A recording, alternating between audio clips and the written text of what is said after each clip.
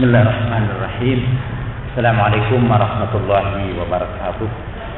Alhamdulillahirabbil alamin. Allahumma shalli ala Muhammad wa ali Muhammad. Asyhadu an la ilaha illallah wa anna Muhammadar Rasulullah. Dalam sebuah diskusi di UIN Bandung, saya memulai pembicaraan saya dengan kalimat syahadat itu, asyhadu an la ilaha illallah wa asyhadu anna Muhammadar Rasulullah. Segera lawan bicara saya, seorang ustadz besar di kota Bandung, mengucapkan syukur kepada Allah bahwa Pak Jalaluddin sudah masuk Islam lagi. Karena baru saja kita dengar mengucapkan dua kalimat syahadat. Juga memulai sengaja dengan dua kalimat syahadat itu untuk meyakinkan Anda semua bahwa bukan saja saya sudah masuk Islam, sudah dari dulu saya Islam. Jadi pembicaraan saya tentang pluralisme dalam Al-Quran atau pluralisme di dalam Islam telah membawa tuduhan-tuduhan kekafiran kepada saya. Sehingga di internet beredar berita dan himbauan agar saya bertaubat. Kalau negara kita negara Islam, itu menurut fikihnya saya diminta bertaubat, dan kalau tidak mau bertaubat dihukum mati. Untung kita belum masuk negara Islam. Sekiranya saya juga tidak bertaubat, saya tidak akan dihukum mati.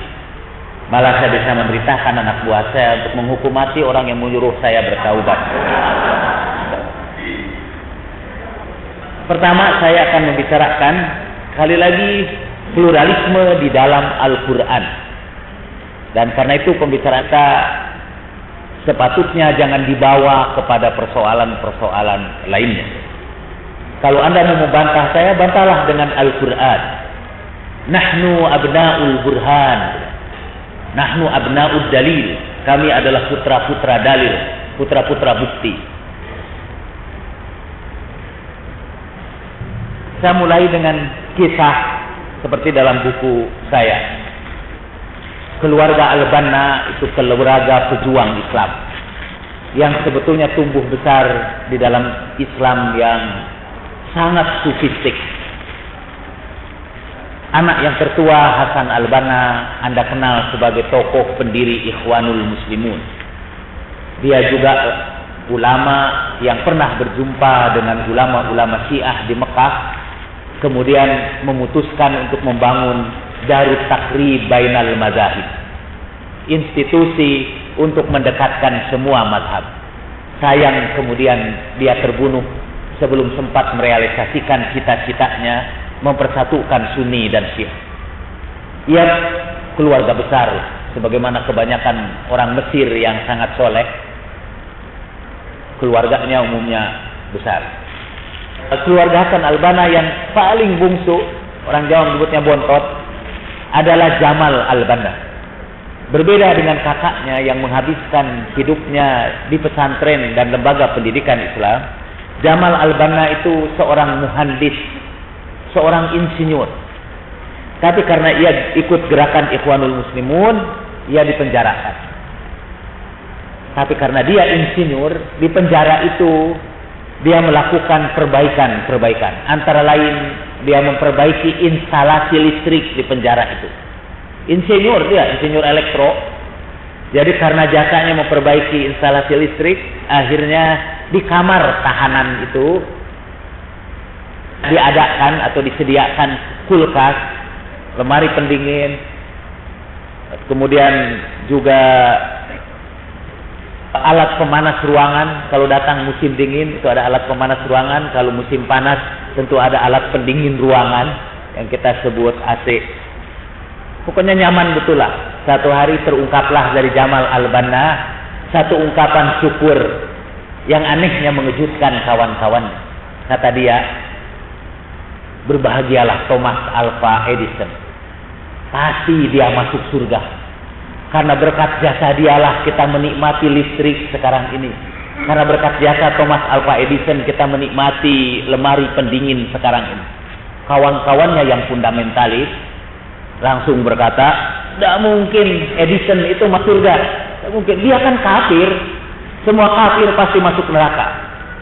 Lalu Jamal Al-Banna menjawabnya dengan menyebut ayat Al-Quran. Ini surat 17 ayat 100. Tampaknya ayat Al-Quran ini turun untuk kalian. Untuk ini nih, orang-orang yang tidak mau memasukkan Edison ke surga karena dia kafir. Kata Jamal Al-Banna, mungkin ayat ini turun untuk kalian. Qul law antum tamlikuna khazaina rahmati rabbi idzan la amsaktum khasyatal infaq wa kana al-insanu qatura. Katakanlah, sekiranya kalian memiliki perbendaharaan kasih sayang Tuhanku, sekiranya kalian ini titipi Tuhan, gudang-gudang kasih sayang Tuhanku, pastilah kalian akan menahannya untuk kalian saja, karena takut berbagi dengan orang lain. Manusia itu memang bakhil. Jadi sekiranya surga itu dititipkan kepada kalian, pasti itu surga itu hanya untuk kelompok kalian saja. Kalian memang bakhil, gak mau berbagi di surga dengan kelompok selain kelompok kalian. Dan saya takjub kepada Jamal Al-Banna, dia menemukan dalil pluralisme yang tidak pernah saya ketahui. Karena itu saya cantumkan ini sebagai dalil pluralisme yang pertama. Dan surga adalah ungkapan dari rahmat Allah Subhanahu wa ta'ala. Dan saya sekarang ingin melanjutkan beberapa ayat dengan singkat. Di surat Al-Baqarah ayat 62, Innal ladzina amanu wal ladzina hadu wan nasara was-sabiina man amana billahi wal yawmil akhir wa 'amila shalihan falahum ajruhum 'inda rabbihim wala khaufun 'alaihim wala hum yahzanun. Saya akan terjemahkan persis seperti terjemahan harfiah, tidak pakai tafsir. Karena secara harfiah, kalau ini diartikan satu persatu, ayat ini sudah jelas sangat mendukung pluralisme. Dia berubah jadi tidak pluralis setelah para ustadz menafsirkannya. Jadi saya akan tunjukkan terjemah satu-satulah buat Anda, supaya bisa Anda cek apakah saya memanipulasi Al-Quran. Inna, sesungguhnya, alladzina, orang-orang yang amanu, beriman, walladzina, dan orang-orang yang hadu, Yahudi, wan nasoro, dan nasoro, was-sobiin, dan sobiin. Sekali lagi saya tidak jelasin. Man, siapa saja, amana billah, beriman kepada Allah, atau man itu sebagai huruf sambung, saya terjemahkan yang beriman kepada Allah, wal yaumil akhir, dan hari akhir, wa amila sholihan, dan beramal soleh, fa, maka lahum, bagi mereka, ajruhum, pahala mereka, inda rabbihim, di sisi Tuhan mereka, wala khaufun alaihim, tidak ada rasa takut kepada mereka, wala hum yahzanun, dan tidaklah mereka berduka cita. Lalu saya terjemahkan seluruhnya nih. Sesungguhnya orang-orang Islam yang waktu dalam Al-Quran disebut alladzina amanu. Sesungguhnya orang Islam, orang Yahudi, orang Nasoro, orang Sobiin yang beriman kepada Allah dan hari akhir dan beramal soleh, maka bagi mereka pahala di sisi Tuhan mereka, tidak ada rasa takut bagi mereka, dan tidaklah mereka berduka cita. Ayat ini diulang Allah Subhanahu wa ta'ala sampai 3 kali gitu. Yang kedua adalah dalam surat Al-Maidah surat 5 ayat 69. Innal ladzina amanu wal ladzina hadu was-sabiuna wan nasara man amana billahi wal yawmil akhir wa amila sholihan falahum ajru fala khaufun 'alaihim wala hum yahzanun. Ada beberapa perbedaan kecil redaksi yang tampaknya menjadi pembahasan yang menarik di kalangan ahli tafsir. Misalnya sekarang Nasoro itu bergeser sesudah Sobiin, dan yang membuat pelik para ahli tafsir adalah kata Sobiun. Kenapa dia dibaca Sobiun marfuun, padahal sesungguhnya dia didahului oleh inna. Kan tadi juga innal ladzina amanu wal ladzina hadu wan nasara was sobiin. Kalau Anda belajar nahwu, a'rib hadhil jumlah, Anda akan mengatakan bahwa memang harus dibaca as-sobiin karena dia mansubun wa alamatu nasbihi apa tuh anunsi ya dan nun. was-sabiin didahului oleh inna. Tapi ayat Al-Quran ini, khusus ayat Al-Maidah, as-sabiun tidak pakai iya dan nun. Ada orang menyebut, tidak mungkin kita mengatakan Allah Subhanahu wa Ta'ala membuat kesalahan gramatikal, kesalahan tata bahasa Arab yang seharusnya mansub menjadi marfu. Itu para ahli tafsir ramai memperbincangkan kata sobiun sampai lupa inti dari ayat ini sebenarnya. Kata mereka, hanya sekedar penjelasan bagi bapak saja, bapak dan ibu yang pernah belajar nahu, karena di sini memang tidak dinasabkan, tidak sobiin, tidak dibaca sobiin, tapi sobiun, karena Tuhan ingin menggarisbawahi, ingin memisahkan secara khusus kata sobiun sebagai takkid. Dan para ahli tafsir berbeda-beda menjelaskan apa yang dimaksud dengan sobiun. Kalau innalladzina amanu, semua ahli tafsir sepakat itu orang Islam. Walladzina hadu, itu orang Yahudi, semua sepakat. Wan nasoro, itu orang Nasrani, sepakat. As-sobiun itu berbeda-beda. Mungkin karena itu dia dibaca as-sobiun, tidak as-sobiin pada ayat ini. As-sobiun, ada yang menyebutkan sobiun itu para penyembah malaikat. Ada yang menyebut sobiun itu para penyembah dewa. Ada yang menyebut sobiun itu adalah kelompok umat pengikut Nabi Nuh. Ada macam-macam penafsiran. Saya lebih senang menafsirkannya agama selain Yahudi dan Nasoro. Orang-orang Islam, orang Yahudi, orang Nasoro, and the others, dan lain sebagainya. Man amana billahi wal yaumil akhir wa amila sholihan, siapa yang beriman kepada Allah dan hari akhir dan beramal soleh, fala khaufun alaihim wala hum yahzanun, maka bagi mereka tidak ada rasa takut dan tidaklah mereka berduka cita. Supaya saudara-saudara ketahui, kata la khaufun alaihim wala hum yahzanun dinisbahkan Allah Subhanahu wa taala kepada para wali-wali Allah. In auliya'uhu illal muttaqin, kemudian inna auliya Allah la khaufun alaihim wala hum yahzanun. Satu lagi adalah surat Al-Hajj, surat 22 ayat 17. Innal ladzina amanu wal ladzina hadu was-sabiina wan nasara wal majusa wal ladzina asyraku innallaha yafsilu bainahum yaumal qiyamah innallaha ala kulli syai'in syahid. Sesungguhnya orang beriman, orang Yahudi, orang Sabiin, orang Nasoro, orang Majusi, dan orang-orang musyrik. Jadi kita melihat Tuhan membuat kategori tentang agama-agama di dunia ini. Tuhan kategorikan ada agama Islam, Yahudi, Nasoro, Sabiin. Kemudian ada orang Majusi dan orang-orang musyrik. Jadi bisa ada kelompok orang-orang yang musyrik. Itu berarti bahwa Nasoro tidak dimasukkan dalam kategori kaum musyrikin. Sabiin tidak termasuk kategori kaum musyrikin. Dan interestingly, Majusi juga tidak termasuk kategori kaum musyrikin. Karena Tuhan memisahkannya dengan walladzina asyraku. Innallaha yafsilu bainahum yaumal qiyamah. Sesungguhnya Allah akan memisahkan mereka pada hari kiamat. Sesungguhnya Allah menjadi saksi atas segala sesuatu. Nanti saya akan menjelaskan ayat ini secara lebih terperinci. Kemudian sebelum memasuki bahasan dari para ahli tafsir, saya ingin kembali lagi ini kepada surat 21 ayat 107. Wa ma arsalnaka illa rahmatan lil alamin.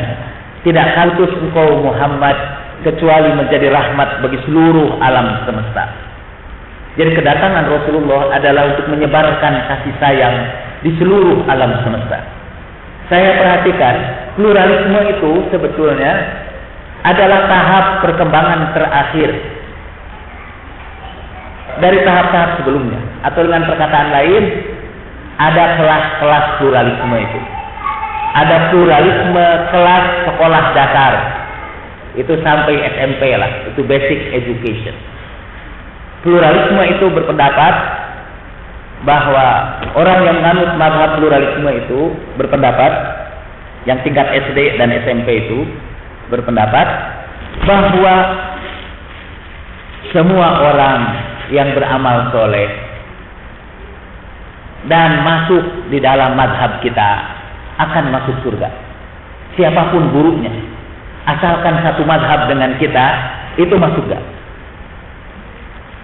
Jadi kelompok inilah yang biasa berpegang kepada hadis sataftariqu ummati ala salasa wa sab'ina firqah kulluhum finnar illa wahidah. Akan pecah umatku menjadi 73 golongan, semua masuk neraka kecuali satu, dan yang satu itu adalah yang satu mazhab dengan saya. Walaupun guru-gurunya beda-beda, tapi kalau sama-sama Syafi'i, insya Allah masuk surga. Atau semua orang masuk neraka kecuali satu, dan yang satu itu kata Sam dan kawan-kawan itu Syiah Imamiyah. Dan selain Syiah Imamiyah itu semua masuk neraka. Atau siapa saja yang tidak menerima wilayah Imam Ali, tidak mau menerima kepemimpinan Imam Ali, itu semua masuk neraka. Jadi Islam sekarang menjadi rahmatan lil mutamadzhibin, rahmat bagi orang yang mengikuti mazhab tertentu aja. Sebetulnya ada yang lebih rendah lagi dari situ, tingkat TK. Kalau tingkat TK itu semua orang yang mempunyai guru yang sama dengan saya itu masuk surga. Semua orang yang gurunya tidak sama dengan saya itu masuk neraka. Jadi sekarang, atau saya mulai dengan ini, rahmat Allah itu meliputi alam semesta, kasih sayang Allah itu meliputi alam semesta. Tapi sekarang kita batasi, tidak, kasih sayang Allah itu hanya khusus untuk orang Islam saja. Selain Islam tidak akan mendapat kasih sayang Tuhan, semua masuk neraka. Hanya Islam saja akan mendapat kasih sayang Tuhan. Dari rahmatan lil alamin kita persempit jadi rahmatan lil muslimin. Itu pun ternyata tidak semua orang Islam masuk surga. Hanya orang Islam yang mazhabnya sama dengan saya yang masuk surga. Dipersempit lagi dari rahmatan lil muslimin menjadi rahmatan lil mazhabiyin, rahmatan lil ta'ifiyin, rahmatan lil firqah al-makhsusah, lil firqah al-muayyanah. Sampai di dalam buku-buku hadis ada kitab namanya Al-Firqah An-Najiyah, kelompok yang akan selamat. Susunlah daftar semua mazhab di dalam Islam dan sebutkanlah bahwa yang selamat adalah ahlu sunnah wal jamaah. Itu sudah disempitkan lagi. Balik lagi. Mula-mula rahmat Tuhan itu meliputi 5 miliar umat manusia. Setelah itu dibatasi hanya meliputi 1 miliar kaum muslimin saja. Itu pun lebih lanjut dibatasi lagi. Tidak semua orang Islam yang 1 miliar itu masuk surga. Yang masuk surga hanya terbatas kepada yang satu mazhab dengan saya saja. Jadi kalau saya Syiah, yang masuk surga mungkin hanya sekitar 100 atau 150 jutaan aja dari umat manusia. Karena sisanya ahlu sunnah. Itu masuk neraka semua. Dan kalau saya Wahabi yang tidak ikut mazhab apapun, maka yang masuk surga hanya tinggal mungkin 50 juta saja. Lainnya masuk neraka. Itu pun dasar bakhilnya manusia itu tadi. Innal insana kana qatura, kata Quran, dasar manusia itu bakhil banget. Itu pun tidak elak juga yang satu mazhab pun semua masuk surga. Yang masuk surga itu hanyalah yang satu guru bersama saya. Sama-sama gurunya sama saya. Punya imam yang sama dengan imam saya. Atau punya partai politik yang sama dengan partai politik saya. Itu rahmat Allah yang meliputi langit dan bumi. Sekarang kita onggohkan di sebuah masjid di sudut jalan di Makassar. Rahmat Allah yang meliputi seluruh umat manusia sekarang dikhususkan hanya untuk pengikut guru tertentu di sebuah surau kecil di tanah Nusantara ini. Nah, saya kira itulah yang dimaksud oleh Jamal Al-Banna tentang keberanian kita untuk membatasi rahmat Allah hanya pada kelompok kita saja. Oke, dan sekarang saya ingin melanjutkan pembahasan para ahli tafsir. Saya mulai dari tafsir yang terkenal dari tokoh ruhaniyah Hizbullah Libanon. Said Husain Fadlullah. Saya kira Hidayatullah pernah berkunjung ke wartawan Hidayatullah pernah berkunjung ke Libanon setelah peristiwa kemarin itu. Dan dia terkagum-kagum dengan kesalehan orang-orang Libanon. Sambil ada tambahan kecil, ya walaupun akidahnya sesat gitu kata dia, tapi kayaknya kita bisa belajar dari mereka gitu. Nah, saya kemukakan dulu ini tafsir dari orang yang akidahnya sesat, yang berhasil mengusir Israel dari negerinya. Ini Said Husain Fadlullah sekedar menunjukkan kepada Anda betapa sesatnya dia. Said Husain Fadlullah itu satu saat matanya sakit dan dia dirawat di rumah sakit. Saya kebetulan berkenalan dengan keponakan dokter yang merawat mata Said Husain Fadlullah. Kemudian di iklan-iklan Hizbullah di websitenya ada permintaan doa. Tolong sampaikan doa, berikan doa, tolong ucapkan doa bagi mata yang menangis karena takut kepada Allah.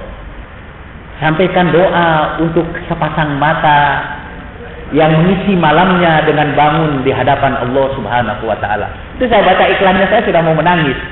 Itu karena kesesatan Said Husain Fadlullah. Nah, Said Husain Fadlullah itu menulis buku Tafsir min Wahyil Quran. Saya mau cerita lagi tentang Said Husain Fadlullah. Termasuk pengagum dia luar biasa. Satu saat saya hadir dalam sebuah konferensi di Tanah Suci di Mekah. Dan waktu itu para pembicara mengajarkan Islam sebagai rahmatan lil alamin. Kemudian Said Husain Fadlullah berkata, yang masih saya ingat sampai sekarang, laula amna lil Islam wal muslimin fala amna li ghairihim zalzilil arda tahta aqdamihim. Kalau sekiranya kaum muslimin tidak memperoleh ketentraman, maka jangan biarkan selain orang Islam pun memperoleh ketentraman di dunia ini. Goncangkan bumi di bawah telapak kaki mereka. Oh, itu teriakan teroris, dan saya hafalkan itu dengan baik. Tapi juga itu teriakan pluralis. Artinya siapa saja yang berbuat kezaliman di muka bumi ini, apapun agamanya harus kita tentang. Dan siapapun yang beramal salih di dunia ini, itu harus kita dukung. Nah, Said Husain Fadlullah menulis Tafsir min Wahyil Quran, juz kedua halaman 23. Saudara saya Adian Husaini tidak mau membahas tafsir ini, karena udah jelas ini orang yang mengajarkan tafsirnya orang sesat. Kata dia, makna ayat ini sangat jelas. Ayat ini menegaskan bahwa keselamatan pada hari akhirat akan dicapai oleh semua kelompok agama ini yang berbeda-beda dalam pemikiran dan pandangan agamanya berkenaan dengan akidah dan kehidupan, dengan satu syarat: memenuhi kaidah iman kepada Allah hari akhir dan amal soleh. Sudah Said Husain Fadlullah. Dan ini tafsir dari sebuah gerakan yang nanti menjadi gerakan Wahabi di dunia. Saya ini asli orang Muhammadiyah, dan di Muhammadiyah saya dididik untuk membaca tafsir Al-Manar yang ditulis oleh Sayyid Rashid Ridho. Juz ke-1 halaman 336. Artinya, kata dia, menjelaskan ayat tadi, hukum Allah itu adil dan sama. Ia memperlakukan semua pemeluk agama dengan sunnah yang sama, tidak berpihak pada satu kelompok dan menzalimi kelompok yang lain. Ketetapan dari sunnah ini ialah bahwa bagi mereka pahala tertentu dengan janji Allah melalui lisan rasul mereka masing-masing. Masih lanjutan dari Al-Manar. Tidak ada masalah kalau tidak disyaratkan iman kepada Nabi. Ayat ini menjelaskan perlakuan Allah kepada setiap umat yang mempercayai Nabi dan wahyunya masing-masing, yang mengira bahwa kebahagiaan pada hari akhirat seakan-akan pasti akan tercapai hanya karena ia Muslim, Yahudi, Nasoro atau Sabi'ah misalnya. Padahal Allah berfirman bahwa keselamatan bukan karena kelompok keagamaan. Saya kutip istilah dia, jinsiyah diniyah. Keislaman kita itu bukan kewarganegaraan yang memberikan tiket kita langsung masuk surga. Keselamatan dicapai dengan iman yang benar yang menguasai jiwa dan amal yang memperbaiki manusia. Karena itu tertolaklah anggapan bahwa keputusan Allah itu bergantung pada angan-angan orang Islam dan angan-angan ahli kitab. Ini sebelum saya baca dulu menunjuk kepada ayat ini. Jadi ketika orang Islam datang ke Madinah, bertemulah dengan para pemeluk Yahudi, para pengikut Nasoro, bertemu mereka. Orang-orang Yahudi membanggakan dirinya dan mengatakan bahwa orang Nasoro itu tidak bakal masuk surga. Wa qalatil yahud laysatun nasoro ala syai'. Orang Yahudi berkata orang Nasoro tidak bakal dapat apa-apa. Wa qalatin nasoro laisatil yahud ala syai'. Orang Nasoro juga berkata orang Yahudi tidak bakal masuk surga. Dalam ayat yang lain, orang Yahudi berkata la yadkhulul jannah illa man kana hudan au nasoro. Nanti sebut ayatnya. Tidak bakal masuk surga kecuali Yahudi dan Nasoro. Ya, orang Yahudi berkata waktu itu hanya orang Yahudi yang masuk surga karena inilah agama paling tua. Kata orang Kristen, tidak, agama Yahudi tidak bakal masuk surga karena Allah sudah menggantikannya dengan agama Kristen yang lebih baik. Dan orang Islam pun berkata, orang Nasoro juga tidak, karena Allah sudah menggantikannya dengan agama Islam yang lebih baik. Turunlah ayat ini. Laisa bi amaniyukum. Masuk surga itu bukan angan-angan kamu, hei orang-orang Islam. Wala amani ahlil kitab. Juga bukan angan-angannya ahlul kitab itu. Apa yang menentukan seorang masuk surga atau tidak? May ya'mal su'an yujzabih. Siapa yang beramal buruk dia akan dibalas.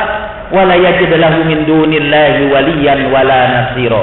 Dan dia tidak akan menemukan di sisi Allah seorang penolong dan pembela. Wa may ya'mal minas solihat. Siapa saja yang beramal soleh. Man itu artinya siapa saja, peduli apapun agamanya.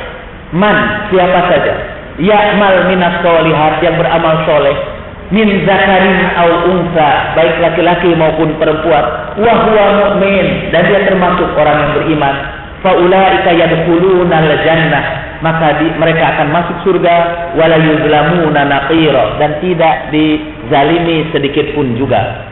Wa man ahsana dinan, kepatuhan apalagi yang lebih indah, miman aslama wajhahu lillah, daripada orang yang pasrah sepenuhnya kepada Allah, wa huwa muhsin, dan dia berbuat baik, wa tabi'a millata Ibrahim hanifa, dan mengikuti milah Ibrahim yang cenderung kepada kebenaran, wa taqaddallahu Ibrahim khalila, dan Allah mengambil Ibrahim sebagai sahabat, sebagai kekasihnya.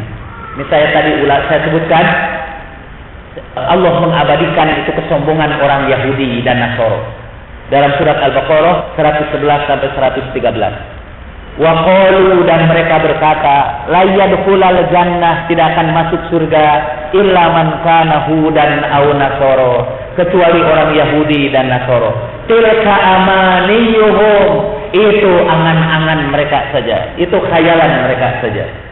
Qul, katakanlah, hatu burhanakum in kuntum shadiqin, tunjukkan bukti-bukti kalian jika kalian itu benar. Bala, tidak sekali-kali itu. Agama itu hanya label-label aja, hanya merek-merek saja. Tapi itu tidak menjamin kamu masuk surga. Bala man aslama wajhahu lillah. Yang akan masuk surga itu ialah orang yang sepenuhnya pasrah kepada Allah sambil berbuat baik. Falahu ajruhu inda rabbih, dia akan memperoleh pahala di sisi Tuhannya. Wala khaufun alaihim wala hum yahzanun. Wa qalatil yahud, berkata Yahudi, laisatin nasoro ala syai', orang Nasoro tidak dapat apa-apa. Wa qalatin nasoro laisatil yahud ala syai', orang Yahudi juga berkata orang Nasoro tidak dapat apa-apa. Wa hum yatlunal kitab, padahal mereka sama-sama membaca kitab. Kadzalik, seperti itu juga qaulal ladzina la ya'lamuna misla qauli. Begitu juga orang-orang Islam yang tidak tahu, omongannya persis seperti omongan mereka juga. Fallahu yahkumu bainahum yaumal qiyamah, Allah akan menghakimi mereka pada hari kiamat, fima kanu fihi yakhtalifun, apa-apa yang mereka ikhtilafkan. Saya ingin bacakan beberapa asbabun nuzul tentang ayat ini. Dikeluarkan oleh Ibnu Jarir dari Abi Hatim, dari As-Suddi. Karena ada banyak orang tanya, setelah dikemukakan ayat-ayat Al-Quran, dia tetap juga nggak mau menerima pluralisme. Soalnya sih Al-Quran itu masalah penafsiran, kata dia. Saya tanya, coba dong kasih penafsiran yang lain dari ayat ini kalau Anda menolaknya. Akhirnya kata tafsir, saya tidak maulah pokoknya Al-Quran. Saya mau hadis aja. Satu hadis saya kasih ikut. Saya berikan hadis ini dan tetap tidak ikut. Dikeluarkan oleh Ibnu Jarir dan Ibnu Abi Hatim dari As-Sudi. Ia berkata, orang-orang Islam bertemu dengan orang-orang Yahudi dan Nasoro. Orang Yahudi berkata kepada orang Islam, dan seterusnya tadi sudah kita ceritakan. Lalu Allah turunkan ayat ini. Jadi hadis itu kita pergunakan untuk menjelaskan ayat Al-Quran. Asbabun nuzul itu berguna untuk mengetahui Al-Quran. Kalau saya mengutip hadis, saya malah dituduh, kamu mendahulukan hadis kata daripada Al-Quran. Ketika saya menggunakan hadis untuk menjelaskan ayat Al-Quran, bahwa penafsiran ini adalah penafsiran Rasulullah Shallallahu Alaihi Wasallam. Nah, sekarang beberapa keberatan orang terhadap surat Al-Baqarah 62 itu. Keberatan pertama, ayat ini hanya berlaku bagi orang Yahudi, Nasoro, dan Sobiin sebelum datang Islam. Jadi setelah datang Islam tidak berlaku lagi. Itu ada kaidah usul fikih. Kita tidak boleh mengkhususkan ayat yang berlaku umum kecuali dengan dalil. Apa dalilnya bahwa ayat ini hanya khusus kepada umat sebelum datang Islam? Tidak ada dalil. Wa nahnu abna'ud dalil, dan kami adalah putra-putra dalil. Kami tidak mau tunduk kepada sesuatu yang tanpa dalil. Apalagi kalau dalilnya, dan bukan dalil, adalah imajinasi. Ada beberapa ahli tafsir yang menolak ayat ini dengan mengatakan bahwa ayat Al-Baqarah 62 itu dimansuh, dihapuskan oleh ayat lain, inna dina indallahil Islam. Tadi dalam ayat itu kan disebutkan semua agama akan memperoleh pahala di sisi Allah. Itu dihapus dengan ayat inna dina indallahil Islam. Dari mana mereka tahu menghapusnya? Dari mana? Ternyata dari hadis yang diterima dari Abdullah ibnu Abbas. Saya selidiki hadis itu, wallah, tallah, billah, saya pakai 3 huruf qasam sekaligus. Hadis itu dhaifun jiddan. Hadis itu dhaif sama sekali. Boleh bisa teliti. Dan karena itu saya sangat terharu ketika Buya Hamka, sebagaimana dilaporkan oleh Pak Syafi'i Ma'arif dalam tafsirnya, tafsir Al-Azhar, menyatakan ketidaksetujuannya. Buya Hamka tidak setuju bahwa ayat inna dina indallahil Islam menghapus ayat Al-Baqarah 62. Apalagi kalau kita mempelajari turunnya kedua ayat ini. Surat Al-Baqarah ayat 62 itu turun setelah turun ayat inna dina indallahil Islam, dalam urutan kronologis itu. Dan sebetulnya nasikh tidak boleh turun sebelum mansukh. Tapi itu urusan ulumul Quran. Kita harus pegang kepada Buya Hamka. Bahkan Buya Hamka mengatakan, sama ini tadi, saya mau kutip tulisan Buya Hamka. Dan Buya Hamka mengatakan, kalau kita memilih bahwa ayat ini dimansuh, Buya Hamka itu termasuk ulama yang tidak percaya bahwa dalam Al-Quran ada nasikh mansukh. Dan karena itu beliau berkata, kalau orang percaya kepada, ini dari resonansi ditulis oleh Pak Syafi'i Ma'arif dalam Republika tanggal sekian, tapi jelas tahun 2006. Kata beliau, kalau dikatakan bahwa ayat ini dinasihkan oleh ayat 85 surat Ali Imran, yang akan tumbuh ialah fanatisme, mengakui diri Islam walaupun tidak pernah mengamalkannya. Dan surga itu hanya dijamin untuk kita saja. Tetapi kalau kita pahamkan bahwa di antara kedua ayat ini adalah lengkap melengkapi, maka pintu dakwah senantiasa terbuka.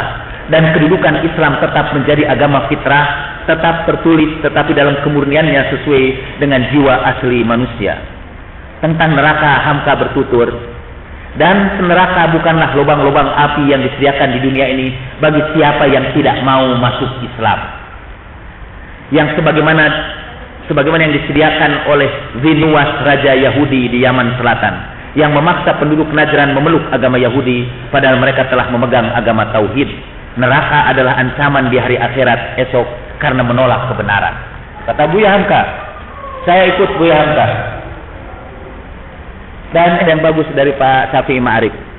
Terima kasih Buya Hamka. Tafsir lain banyak yang sependirian dengan Buya, tetapi keterangannya tidak seluas dan seberani yang Buya berikan. Saya berharap agar siapapun akan menghormati otoritas Buya Hamka sekalipun tidak sependirian. Itu maksud saya bacakan itu untuk memukul siapapun di antara Anda yang tidak setuju dengan Buya Hamka. Ada lagi yang menafsirkan bahwa kata Allah di situ berarti Tuhannya orang Islam. Jadi man amana billah artinya orang yang beriman kepada Allah, dan Allah itu adalah Tuhannya orang Islam. Wal yaumil akhir, itu yaumil akhir seperti yang dijelaskan oleh Al-Qur'an dan Sunnah.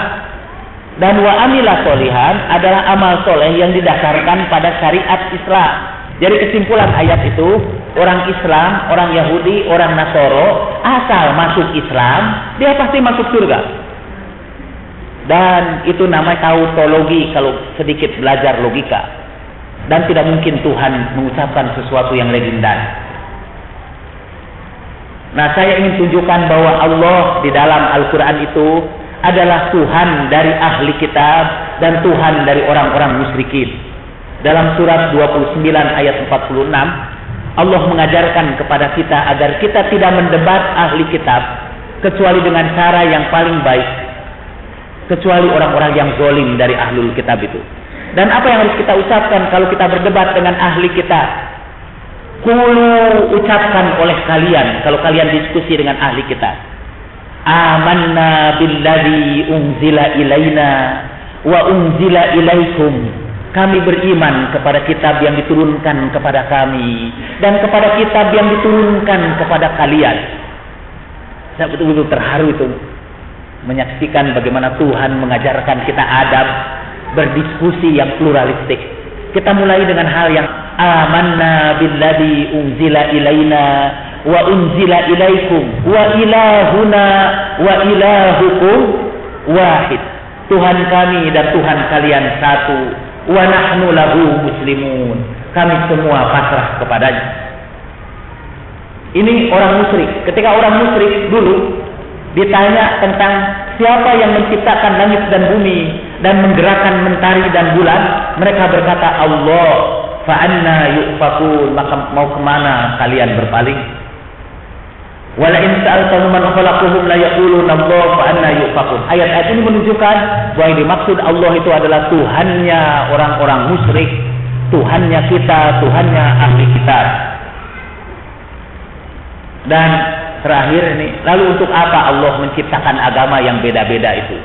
Di antara keberatan itu kalau begitu kata, kalau semua agama, semua amal orang beragama itu akan diterima Allah Subhanahu wa taala, lalu apalagi kita masuk Islam? Dia keliru itu, dia menghubungkan dua hal yang sebetulnya hampir tidak ada hubungannya satu sama lain. Yang satu, untuk apa kita masuk Islam? Itu ada banyak motif mengapa kita masuk Islam. Dan satu lagi tentang masalah pluralisme. Nanti saya akan tegaskan bahwa pluralisme tidak beranggapan semua agama sama, tidak. Agama itu beda.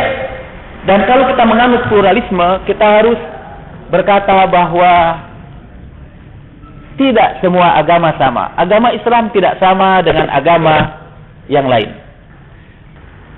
Jadi pertanyaan kita sekarang, pertanyaannya itu yang dirumuskan lebih bagus lagi. Kalau katanya semua agama itu sama, dan itu salah kan tadi kita katakan. Pluralisme tidak beranggapan semua agama itu sama. Tapi semua agama akan memperoleh keselamatan kalau dia beramal soleh. Hal pemeluk agama itu menunjukkannya dengan amal soleh. فَمَنْ يَعْمَلْ مِثْقَالَ ذَرَّةٍ خَيْرًا يَرَهُ وَمَنْ يَعْمَلْ مِثْقَالَ ذَرَّةٍ شَرًّا يَرَهُ. Siapa saja, siapa saja. Kalau begitu, kata pertanyaan sekarang mereka ubah. Oke deh. Kalau agama itu tidak sama, kalau begitu apa sih kemuliaan kita sebagai orang Islam dibandingkan dengan kemuliaan para pengikut agama yang lain? Nah, pertanyaan itu sebetulnya lahir karena kita sudah Islam. Rasanya tidak enak kita udah Islam, lalu sebetulnya sih bukan tidak enak itu, faktor psikologisnya real.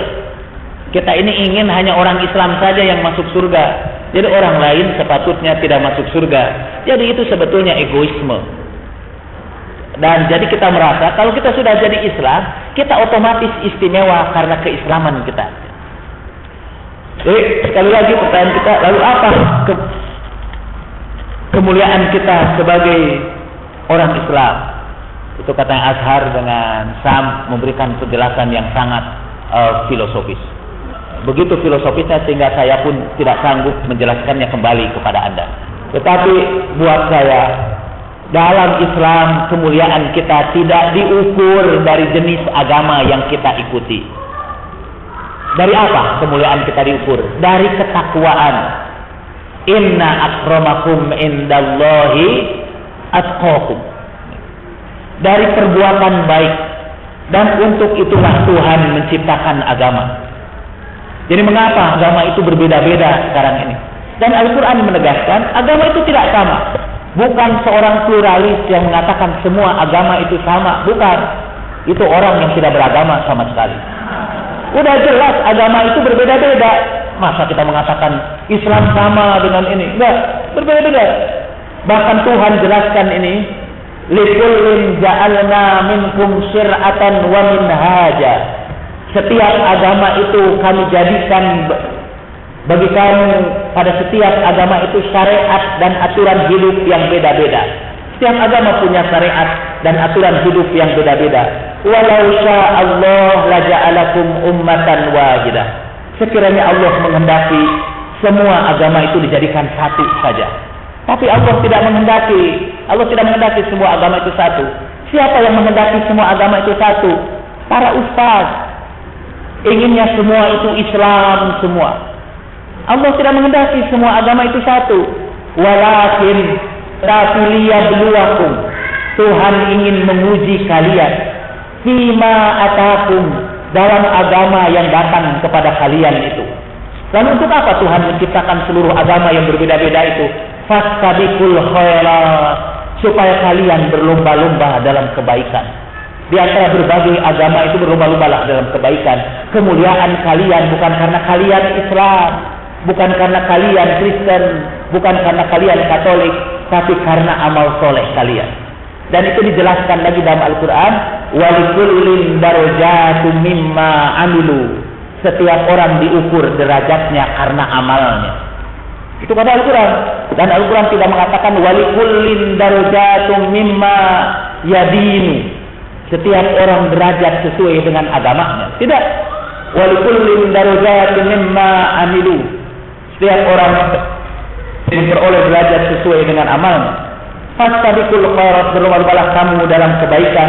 Ilallah marji'ukum jami'a. Kepada Allah lah semua kamu itu kembali. Semuanya akan kembali kepada Allah. Biasanya setelah kata marji'ukum jarang ada kata jami'a kecuali dalam ayat ini. Jami'an itu penegas seluruhnya, seluruh agama-agama yang macam-macam itu ilallah, kepada Allah jugalah kembali. Jami'a, seluruh agama itu. Fayunabbi'ukum bima kuntum fihi takhtalifun. Urusan Allah lah nanti untuk menyelesaikan ikhtilaf di antara kalian itu. Agama itu kan berbeda-beda, biar itu urusan Allah. Yafsilu bainahum yaumal qiyamah, tadi dalam surat Haji. Bukan urusan kita sekarang.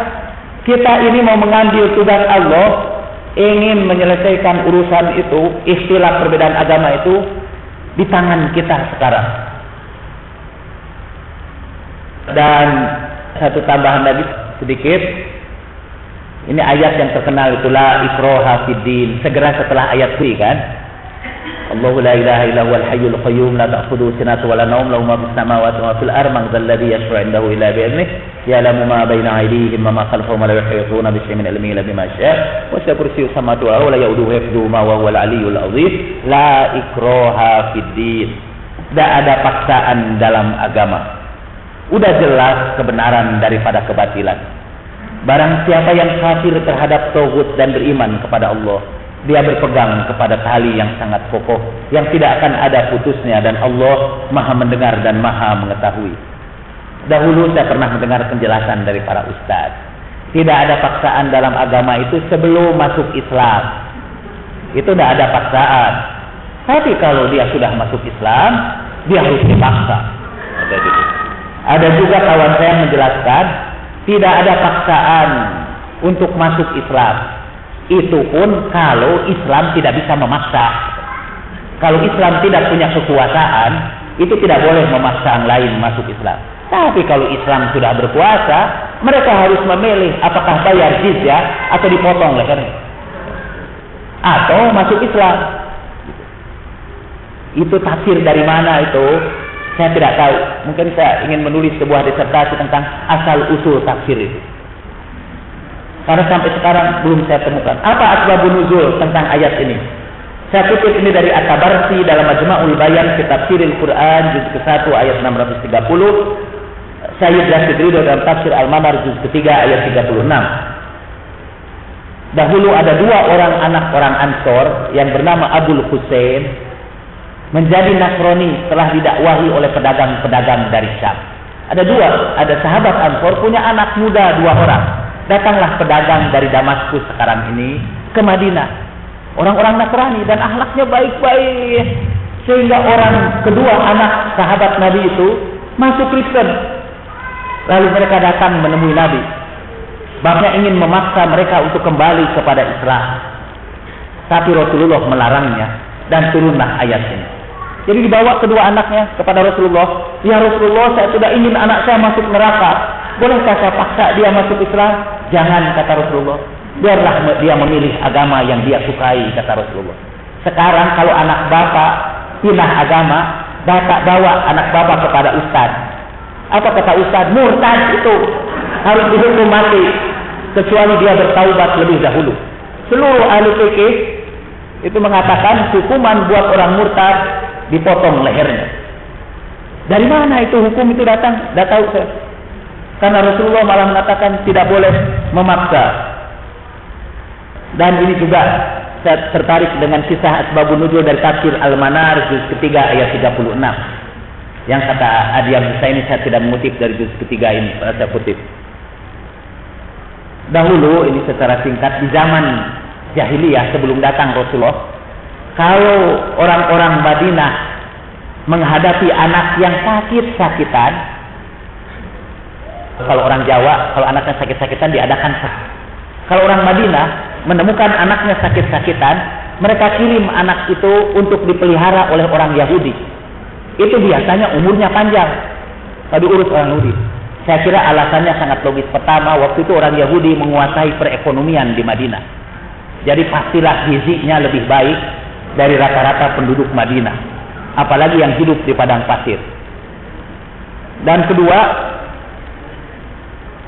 ya mungkin pemeliharaan kesehatannya juga lebih baik. Karena orang Yahudi itu sudah mengembangkan fikih toharoh yang sangat jelimet. Nah setelah datang Rasulullah, orang-orang Madinah masuk Islam. Tapi anak-anak mereka tinggal di kalangan orang Yahudi itu. Dan menjadi orang Yahudi. Agamanya jadi agama Yahudi.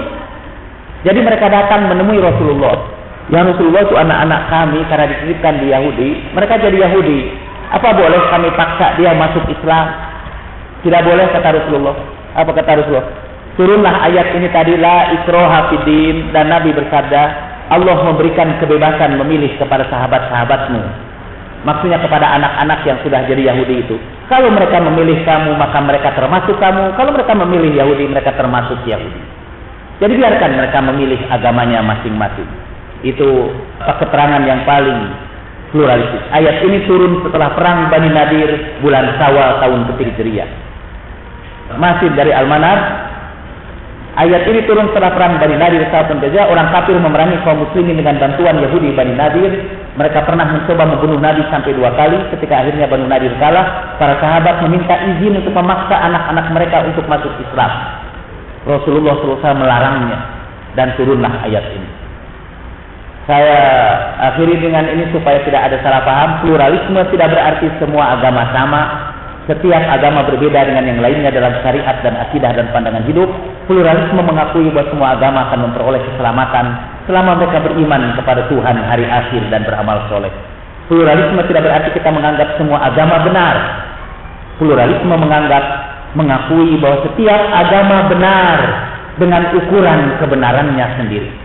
Jadi agama Kristen benar menurut ukuran orang Kristen, dan agama Islam benar menurut ukuran orang Islam. Jangan pakai ukuran Al-Quran untuk mengukur kebenaran agama Kristen. Sebagaimana orang Kristen tidak boleh mengukur kebenaran Islam dengan Alkitab. Saya akan protes kalau orang Buddha mau mengukur kebenaran Islam dengan kitab Dhammapada. Saya pun akan memprotes orang-orang Hindu kalau dia mengukur kebenaran Islam dari ajaran Veda. Biarlah setiap agama mengukur kebenaran dengan agamanya sendiri. Dan Tuhan menciptakan agama yang berbeda-beda agar kita berlomba-lomba di dalam kebaikan. Terakhir dari segala yang terakhir, lalu mengapa kita masuk Islam? Mengapa kita menjadi Muslim? Mengapa kita masuk Islam? Jawaban kita macam-macam. Ada yang masuk, karena kebenaran ajaran agama Islam, karena Islam itu masuk akal. Itu bohong semua. Mengapa Anda masuk Islam? Karena Anda kebetulan hidup dalam lingkungan beragama Islam. Sekiranya Anda tidak hidup di lingkungan Islam ini, Anda tidak bakal jadi Islam. Mengapa saya kemudian sekarang menganut pluralisme? Masih Islam juga. Menganut pluralisme. Karena saya dipertemukan dalam lingkungan yang membuat saya menyadari tentang pluralisme. Hati saya diganggu dengan kerisauan. Kalau saya harus memasukkan Mother Teresa, Bunda Teresa ke neraka, padahal dia menyelamatkan ribuan anak-anak yang hampir mati di jalan-jalan di Kalkuta.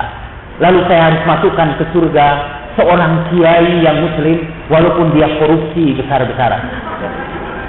Hati nurani saya terganggu, dan saya percaya Tuhan yang maha adil, yang kasih sayangnya meliputi langit dan bumi. Saya tidak akan berani untuk memasukkan orang ke neraka hanya karena dia berbeda paham dengan saya, hanya karena berbeda agama dengan saya, padahal saya memeluk agama ini lebih banyak karena lingkungan saya ketimbang karena proses pencarian saya. Kalau saya mau ngomong dengan jujur, tapi kalau tidak jujur ngomongnya enggak, saya masuk Islam karena Islam adalah agama yang paling sempurna. Kan Ibu Wid juga kalau ngajarin anak-anak, mengapa kita masuk Islam? Kali ya, karena Islam adalah agama yang paling sempurna. Padahal anak kecil boro-boro tahu. Untuk bisa membandingkan agama Islam dengan agama yang lain, diperlukan pengetahuan yang luar biasa.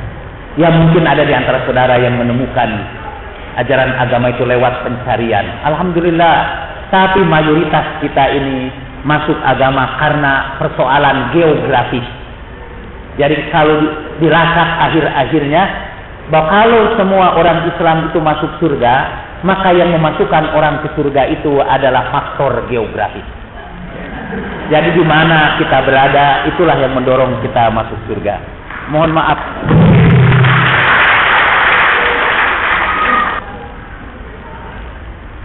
Yang saya hadapi adalah orang-orang yang menentang pendapat saya tanpa dalil. Bahkan tidak nyambung antara apa yang saya bicarakan dengan apa yang mereka bicarakan. Di antara kritikan terhadap saya di dalam internet itu yang saya baca juga adalah kritikan yang sama sekali tidak nyambung. Misalnya, saya memanipulasi Al-Quran. Tolong tunjukkan dong mana perbuatan saya memanipulasi Al-Quran. Jangan hanya mengucapkan kata-kata memanipulasi Al-Quran. Saya menjual minyak babi dengan cap unta. Apa pula ini? Karena dalam seminar saya tidak pernah membicarakan minyak babi, apalagi cap unta. Ya. Jadi ini apa ini namanya?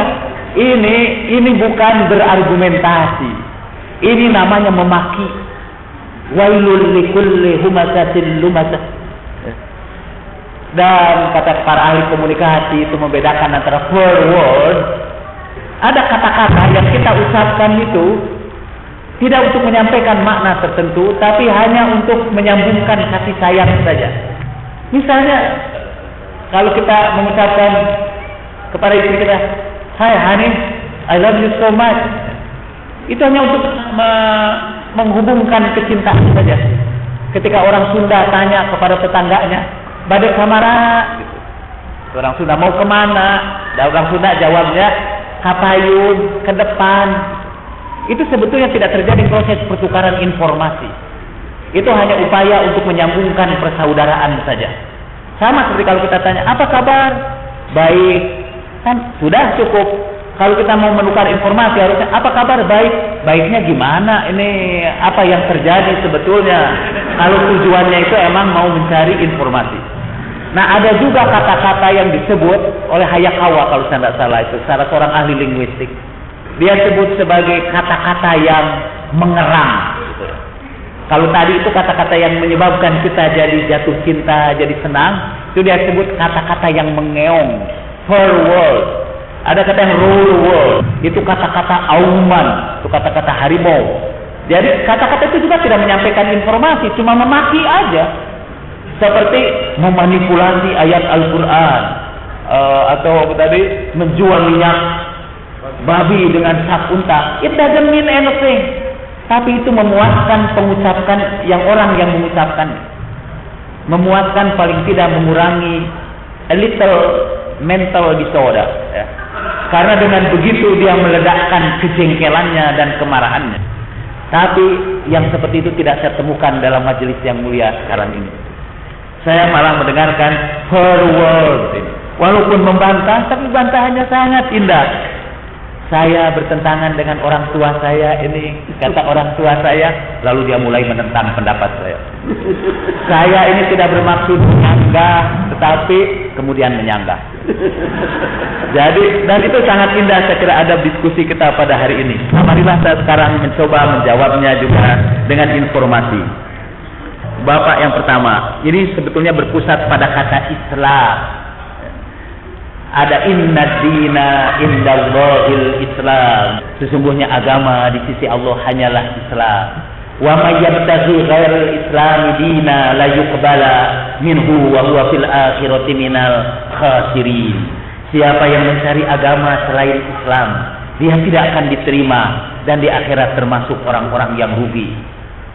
Atau wala tamutunna illa wa antum muslimun, janganlah kamu mati sebelum kamu menjadi muslim dulu. Sayyid Tabatabai di dalam tafsir Mizan mengingatkan kita bahwa kata Islam di dalam Al-Quran itu harus dilihat dari konteks ayat itu. Karena Islam dalam Al-Quran itu bertahap-tahap. Ada Islam yang paling elementer, seperti dalam ayat wa qalatil a'rab amanna. Berkata orang-orang Arab Badui itu, kami sudah beriman. Janganlah kamu kata kamu sudah beriman. Qulu aslamna. Katakanlah kami baru Islam. Walamma yadkhulul imanu fi qulubikum. Padahal iman belum masuk ke dalam hatimu. Jadi dulu ada orang Arab lalu mengatakan, saya sudah beriman ya Rasulullah. Belum, kata Rasulullah, kamu baru Islam saja karena iman belum masuk ke dalam hatimu. Jadi ada Islam yang sangat rendah, yaitu Islam yang belum masuk iman ke dalamnya. Itu Islam yang hanya ditanya oleh para petugas statistik saja untuk dimasukkan di dalam KTP. Apa agama kamu? Islam. Walamma yadkhulul imanu fi qulubikum. Apakah agama yang diterima di sisi Allah? Inna dina indallahil Islam. Itu Islam itu yang belum masuk iman ke dalam hatinya. Apakah wa may yabtaghi ghairal islami dina di situ adalah Islam KTP itu saja? Jawabannya tentu adalah hati nurani kita dan akal sehat kita. Di atas Islam itu ada Islam yang paling puncak. Jadi Islam itu yang paling rendah, itu Islamnya orang Arab Badui yang belum kemasukan iman. Ada Islam yang paling tinggi, yaitu Islamnya Ibrahim. Ketika ia telah dicoba Tuhan berulang kali, ketika ia sudah disuruh menyembelih anaknya sebagai pengorbanan kepada Tuhan, disuruh memperbaiki Ka'bah di dalam surat Al-Baqarah, apa kemudian Tuhan memanggil Ibrahim, aslim, hei Ibrahim, Islamlah kamu.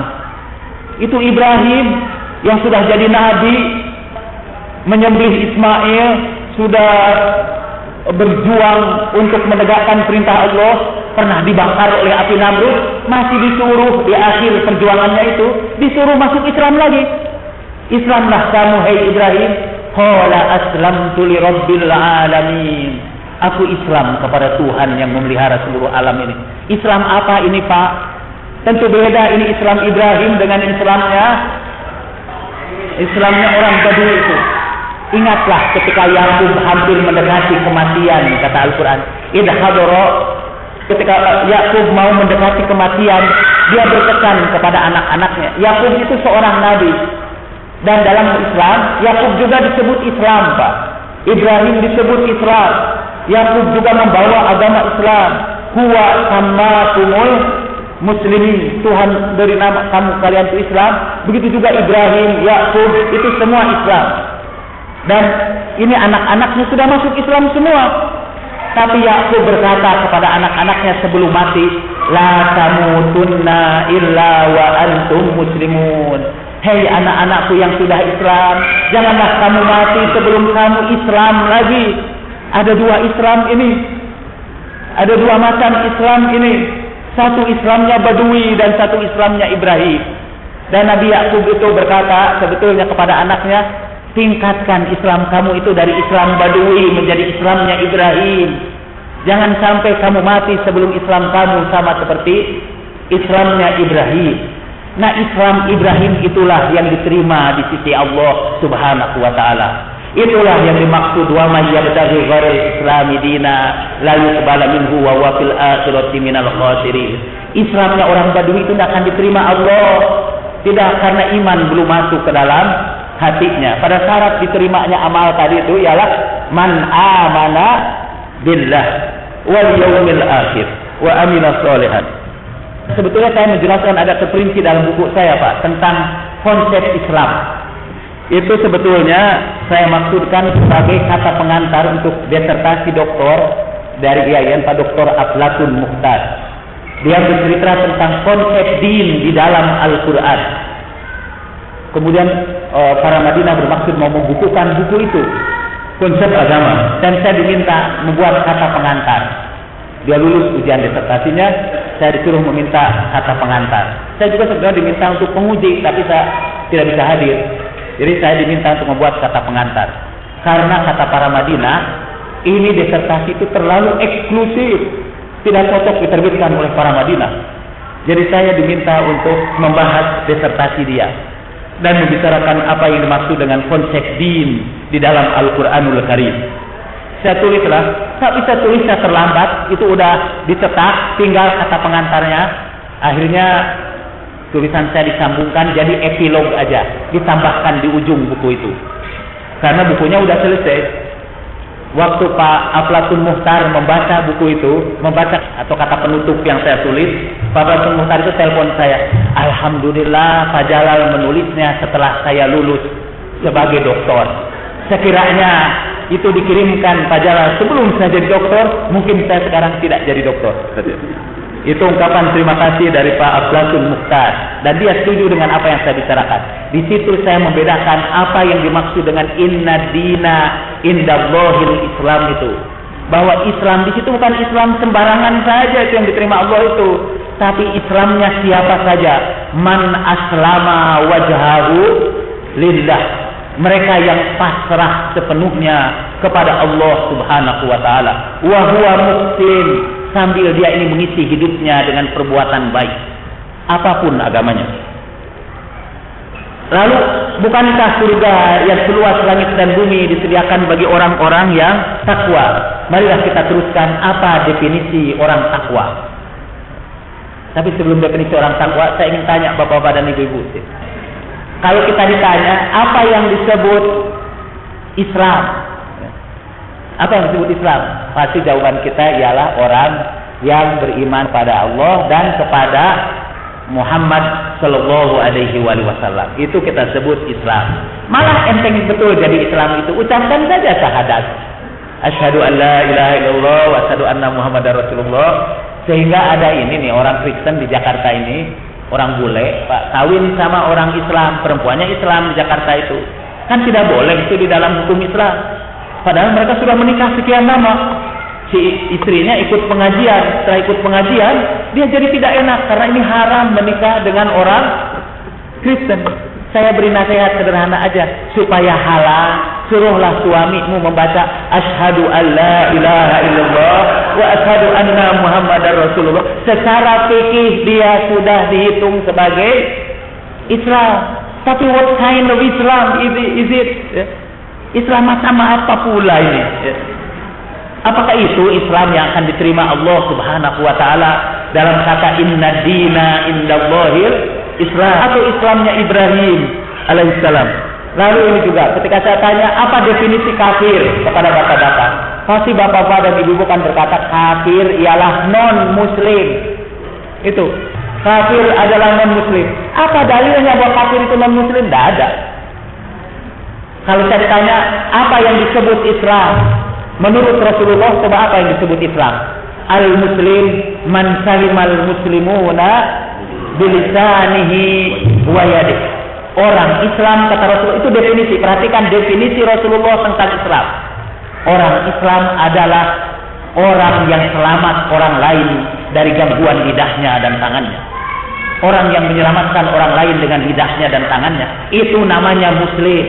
Tidak peduli apapun agamanya. Apa yang disebut orang kafir menurut Nabi? Kafir itu artinya tidak beriman, kan? Dan apa yang disebut orang tidak beriman menurut Nabi? La yu'minu ahadukum man bata sub'anan wa jaru ba'iun bi janbih. Tidak beriman kamu kalau kamu tidur kenyang sementara tetangga kamu kelaparan di samping kamu. Kayaknya kita, atau kata Nabi, al-mu'min alladzi ya'manu jaruhu bawa'iqah. Orang mukmin ialah orang yang tetangganya aman dari gangguan dia. Jadi kalau kita tinggal di satu tempat, tetangganya baik, semua itu mukmin kata Rasulullah. Kalau kita tinggal di satu tempat, tapi tetangganya mencurigai kita sebagai pengikut aliran sesat dan mengancam kita dengan matanya yang garang, kata Rasulullah itu bukan mukmin. Nah sekarang, izinkanlah saya menunjukkan definisi muttaqin menurut Al-Quran yang katanya surga disediakan bagi mereka. Wasari'u ila maghfiratin rabbikum wa jannatin arduhas samawati wal ard uiddat lil muttaqin. Apa muttaqin menurut definisi Al-Quran? Alladzina yunfikuna fis sarra'i wad dharra wal kaazimina al ghaidha wal 'afina 'anil nas wallahu yuhibbul muhsinin. Surga disediakan bagi orang takwa. Apa itu orang takwa? Orang yang menginfakkan hartanya dalam suka dan duka, yang mengendalikan amarahnya, yang memaafkan orang lain, dan sesungguhnya Allah mencintai orang-orang yang berbuat baik. Orang takwa adalah orang yang berbuat baik, siapapun, apapun agamanya, siapapun dia. Jadi menurut saya, Ibu Teresa itu orang takwa karena dia membantu orang makhluk-makhluk Tuhan yang terzalimi, yang tertindas, walaupun dia beragama Katolik. Emang agak berat Pak untuk menerima ini, dan saya juga tidak memaksa bapak-bapak menerima. La ikraha fi pluralism. Jadi itu adalah pilihan kita, terserah. Kemudian Pak Arif ini, bagaimana dengan hatta tattabi'a millatahum? Saya kira bukan hanya Yahudi dan Nasoro, kita pun juga sama juga. Kita ingin agar orang Yahudi itu ikut juga pada agama kita. Itu tugas kita masing-masing. Salah satu pertanyaan kepada kaum pluralis ialah, kalau kalian pluralis, kalau seluruh agama bisa selamat, lalu untuk apa dakwah lagi? Kita tidak perlu berdakwah. Dakwah masih perlu. Tapi dakwahnya bukan lagi dengan membawa pedang dan menawarkan neraka kepada mereka. Dakwah kita ialah dengan menunjukkan kebaikan akhlak kita, sehingga orang lain tertarik kepada kita karena kemuliaan akhlak Islam. Mestinya begitu. Ketika Rasulullah datang ke Madinah dan ada Abdullah bin Salam, ya. Kalau ini Salam bin Abdullah, ini Abdullah bin Salam. Dia datang menemui Rasulullah. Dia ahli kitab.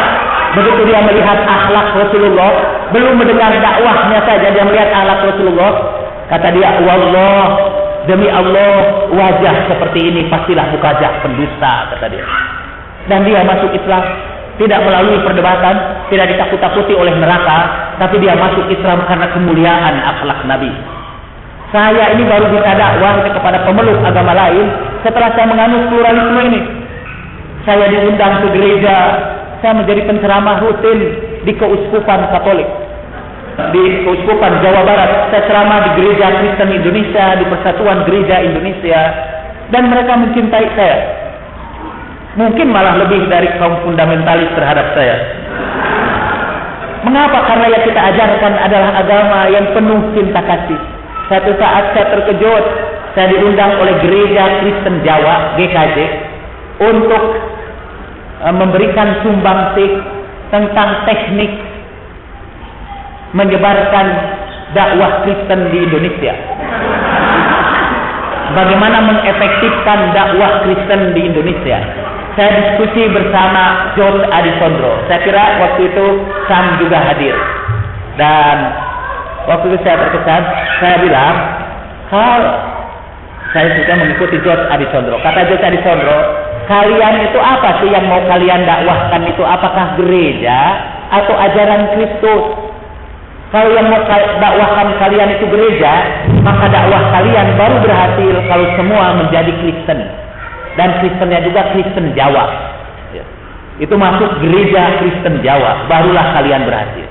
Itu yang kalian dakwahkan bukan ajaran Kristus. Yang kalian dakwahkan adalah gereja. Yang kalian jual bukanlah Kristiani. Yang kalian jual adalah ajaran kelompok kalian. Kalau kalian mengajarkan ajaran Kristus, sebarkanlah kasih sayang.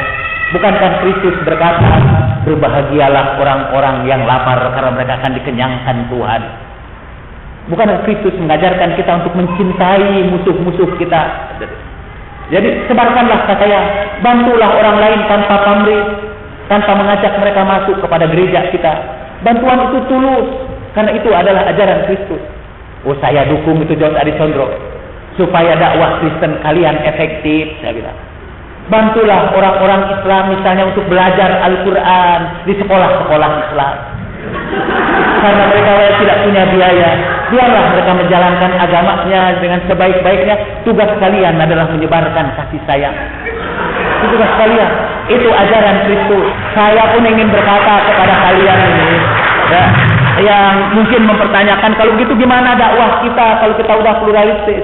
Yang mau kalian dakwahkan itu mazhab kalian, gereja kalian itu yang mau kalian dakwahkan, atau ajaran Rasulullah yang rahmatan lil alamin? Itu pilihan kita. Yang mau kalian ajarkan itu, saya jadi ingat dulu, saya ini aktivis Muhammadiyah. Jadi satu saat pimpinan Muhammadiyah saya di majelis tarjih memanggil saya karena saya waktu itu menjelaskan tentang bolehnya tawasul kepada Nabi. Jadi dipanggillah saya oleh pimpinan Muhammadiyah, dan pertanyaan pimpinan Muhammadiyah itu begini, Pak Jalal, kiainya itu akhlaknya mulia, dan sampai sekarang almarhum beliau itu orang yang paling mulia menurut saya, panjang yang pernah saya kenal. Anaknya itu tawadu, betul, rendah hati.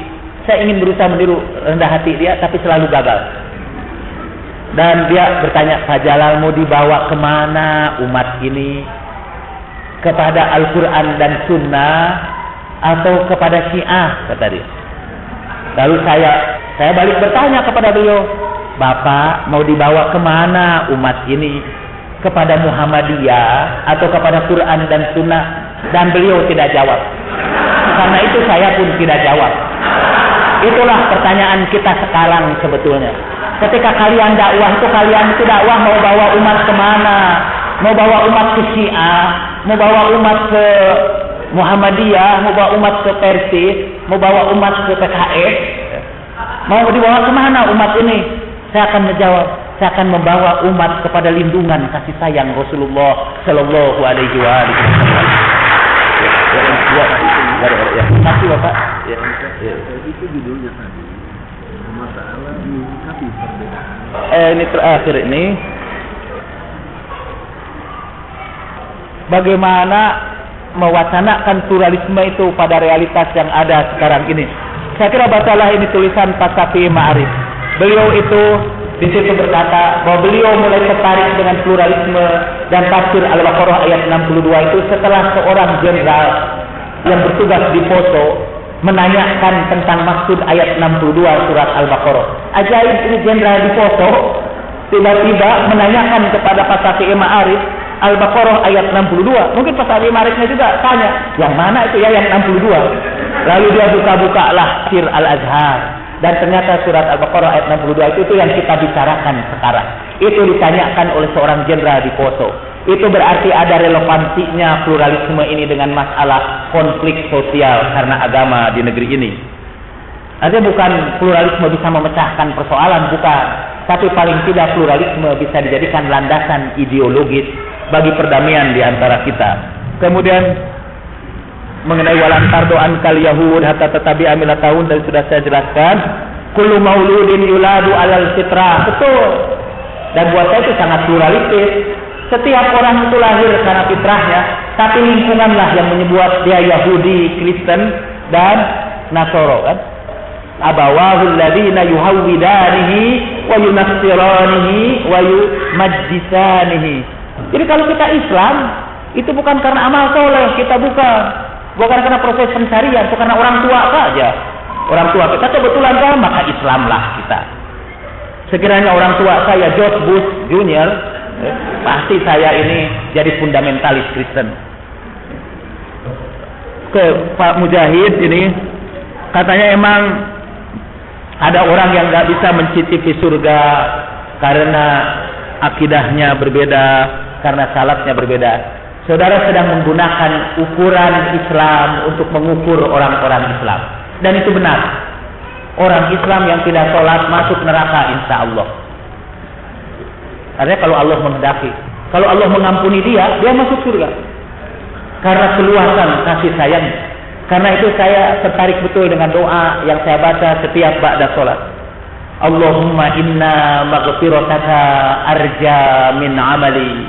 Wa inna rahmataka awsa'u min dhanbi. Ya Allah, sesungguhnya ampunanmu lebih aku andalkan dari amal-amalku. Sesungguhnya kasih sayangmu jauh lebih luas dari dosa-dosaku.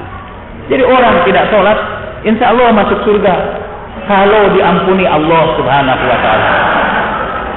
Dan insya Allah juga orang yang salat masuk neraka apabila orang yang salat itu berakhlak buruk, tidak mau membantu orang lain.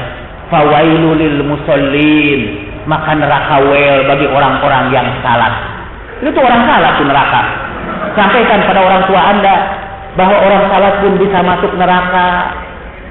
Sampaikan sama lu punya nyokap dan bokap bahwa kalau dia sekiranya salat sekalipun, sekiranya akidahnya pun akidah Islam, kalau akhlaknya buruk, dia tidak akan masuk surga. La yadkhulul jannah man kana fi qalbihi mithqala habbati khardalin min kibr. Tidak akan pernah masuk surga, tidak akan mencium wewangian surga orang yang dalam hatinya ada perasaan sombong walaupun sebesar debu. Dan perasaan sombong itu tampak pada keyakinan bahwa karena saya Islam pastilah saya masuk surga. Dan karena kalian madhabnya bukan madhab saya, pastilah kalian masuk neraka. Itu kesombongan. Dan sebesar debu saja akan mengharamkan Anda masuk surga. Kemudian Allahu yafsilu bainahum yaumal qiyamah. Maksudnya itu urusan Allah lah yang akan menyelesaikan perbedaan agama di antara kita itu. Bukan urusan kita. Kita tidak diperintahkan untuk menyamakan agama. Itu urusan Tuhan. Allahu yafsilu bainahum, dan Tuhan pun nanti membereskannya pada hari kiamat. Dan kita mau membereskannya di dunia ini juga. Barangkali sebelum mengakhiri, saya mendengar cerita ini dari Romo Magnis Suseno. Dan Romo Magnis mengatakan mendengar cerita ini dari Gus Dur. Saya belum tanya sama Gus Dur dari mana ia mendengar cerita ini. Hanya untuk melacak sanad hadis ini. Kata Pon Magnis, ini dia dengar dari Gus Dur. Kata Gus Dur, nanti di hari kiamat yang menjaga surga itu, menurut orang Katolik yang jaga surga itu adalah Santo Petrus. Itu yang menjaga surga itu. Menurut orang Protestan, kata Gus Dur, tidak tahu siapa yang jaga surga itu. Lalu waktu itu yang hadir menyebutkan Pak Siahan lah, ada pendeta Protestan. Itulah yang jaga surga. Ceritanya begitu masuk ke situ itu, yang pertama kali datang ke situ itu adalah mengikut gereja, pokoknya Pantekostal. Pantekostal masuk ke situ. Lalu oleh Santo Petrus dia langsung dimasukkan kepada sebuah ruangan khusus untuk Pantekostal. Setelah itu masuklah orang Islam, dimasukkan kepada satu ruangan besar. Orang Yahudi masuk situ, Hindu, Buddha, lalu aliran-aliran Kristen yang lain pada masuk di situ. Muhammadiyah dari Persis masuk situ. Setelah itu ada acara makan. Panitia surga mempersilahkan semua menikmati makanan. Tentu makanan surga yang berlimpah dalam meja yang tersusun rapi, dan semua pemeluk agama itu makan bersama kecuali seorang, yaitu pengikut Pantekosta itu. Lalu orang-orang tanya, tadi kita lihat ada orang Pantekosta masuk sini, tapi di mana dia sekarang? Yang tanya orang Makassar. Lalu jawab oleh ini, kata Tuhan waktu itu menjawab, dia masuk surga juga, tapi dia tidak bisa ikut makan bersama kalian. Mengapa? Kata, karena surga adalah tempat kebahagiaan. Kalau orang Pantekosta itu tahu bahwa kalian pun bisa masuk surga, pasti dia kecewa. Jadi demi untuk tidak mengecewakan dia biar makan sendirian saja. Ya. Jadi untuk orang-orang yang anti pluralisme, nanti di surganya di tempat yang tersendiri. Dia tidak akan dipertemukan dengan pemeluk agama lain di surga, supaya dia tidak kecewa. Karena di dunia dia mati-matian memasukkan orang ke neraka, tahu ketemu di surga. Gitu. Itu cerita Pak Magnis yang disampaikan oleh Gus Dur, dan menurut saya itulah salah satu di antara ciri kewalian Gus Dur. Iya, saya kira sudah saya akhiri. Sekali lagi saya mohon maaf apabila ada perbincangan saya yang kurang berkenan pada hati Bapak dan Ibu. Tapi untuk jawaban lebih lanjut, belilah buku Islam dan Pluralisme. Yang kedua, kalau Anda sudah meyakini pluralisme, marilah kita bersaing dengan agama lain itu dengan menunjukkan kemuliaan akhlak kita. Tunjukkan kepada mereka bahwa agama yang kita bawa ini adalah agama yang menebarkan kesejukan, ketentraman, dan kasih sayang. Mari kita tampakkan wajah yang ceria dan penuh kasih. Kalaupun kita punya wajah yang berangakan dan bermuka masam, tolong itu simpan di dapur saja, biar bergabung dengan orang Pantekosta. Assalamualaikum warahmatullahi wabarakatuh.